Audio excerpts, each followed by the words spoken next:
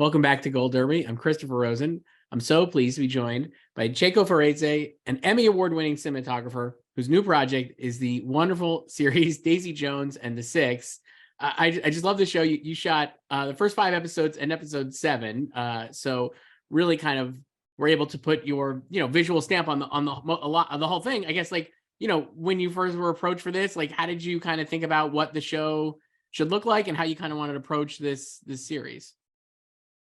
It was very interesting. I got approached by one of the producers, Mike Nelson, and he said, I have the script, we're shooting in a few months. What do you think?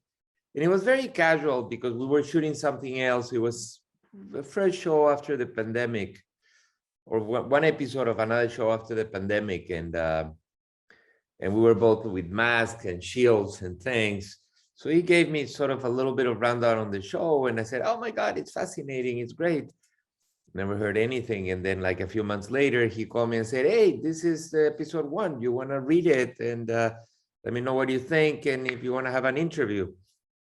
So I read it and I was fascinated. I actually read 1 and 2, and I was fascinated, not necessarily because of the music, because of course, reading a script, it says, and then they play, like, okay. But I was fascinated about the human interactions and the human drama involved in it.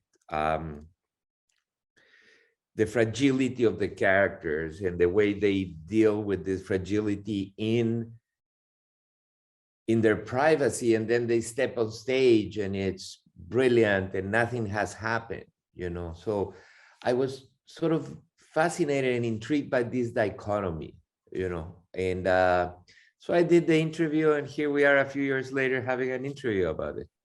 So what was I I love that. And I think the dichotomy of the private lives, but then the 2 separate lives kind of you have to lead, right? As a performer in this, and especially on this show is we see they become the biggest band in the world, right? I guess how did you think of that visually, and was there something that helped you think about how you would approach that visually?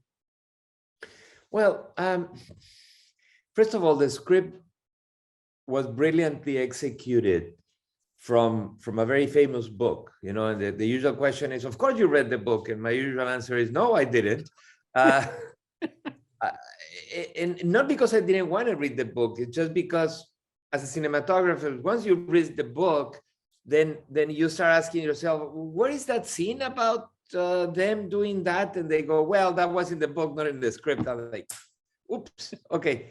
So I didn't want to get confused, but the progression in the story is a small band that they play in a garage in Pittsburgh, and it's sort of gloomy and moody in winter in the northern part of the East Coast of the United States in the 70s, actually late 60s, early 70s. So there was an arc there that I was very interested in. They drove to the mythical sunny California, like the whole country has driven to the mythical sunny California. As we all know, it may be sunny or it may be not that sunny in your life, depending on what turn your life turns. And to me, it was very interesting, this progression in cinematography, but also in the story.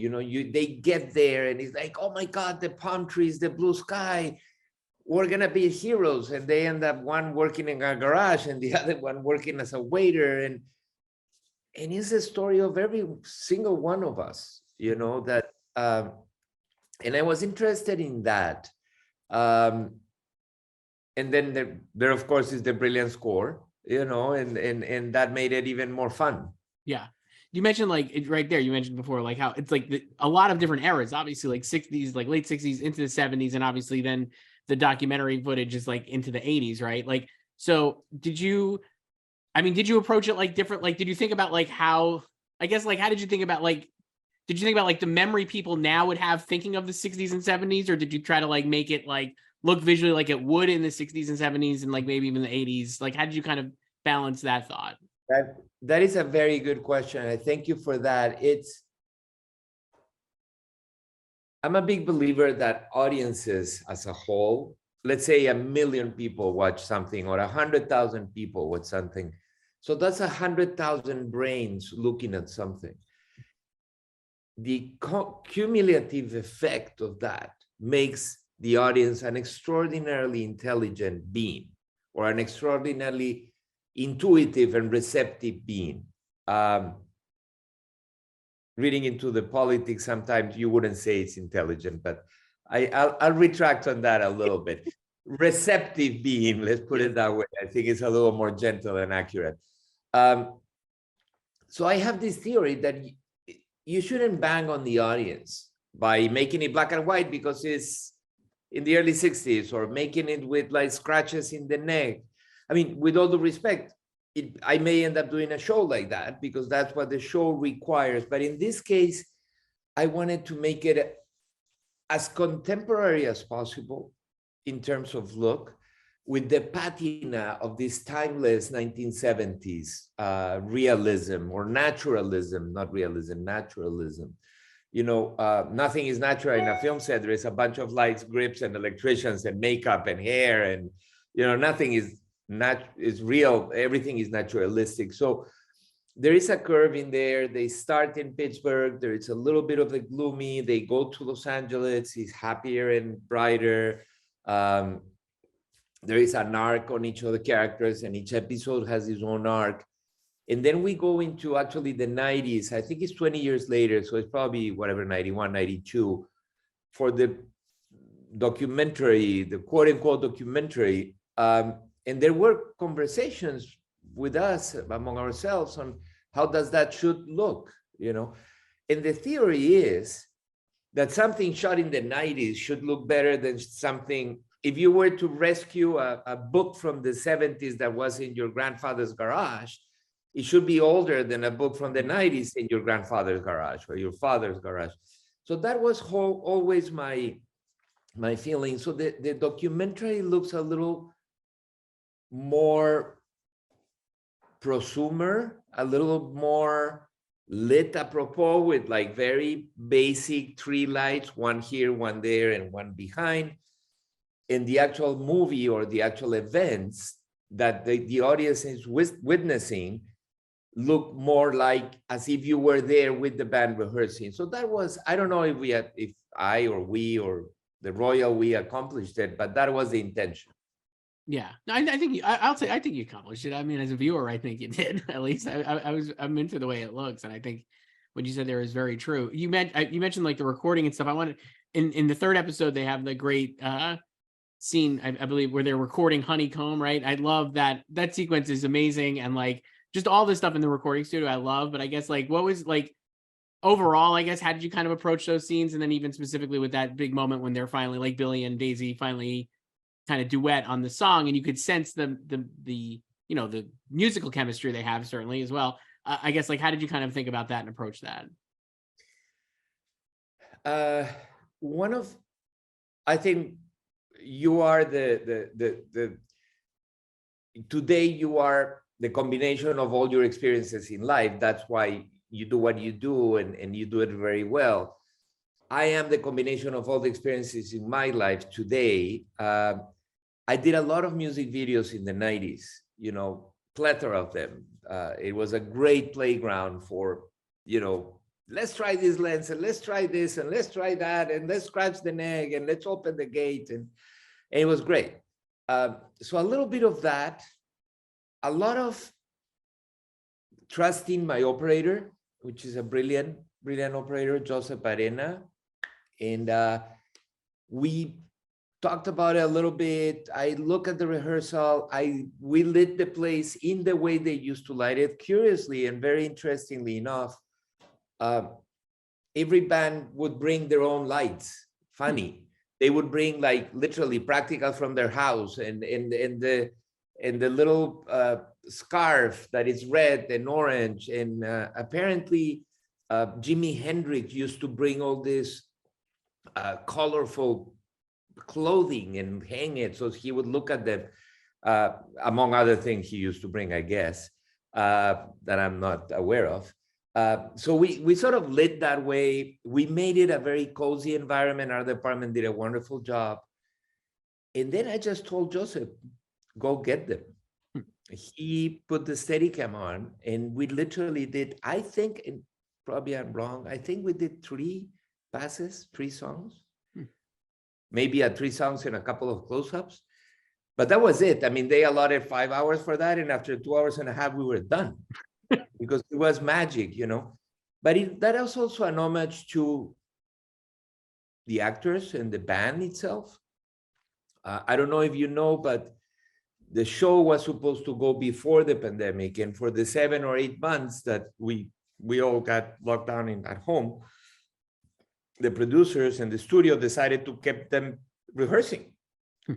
So Monday, Wednesday, Friday, whenever, they went to a studio and rehearsed the songs.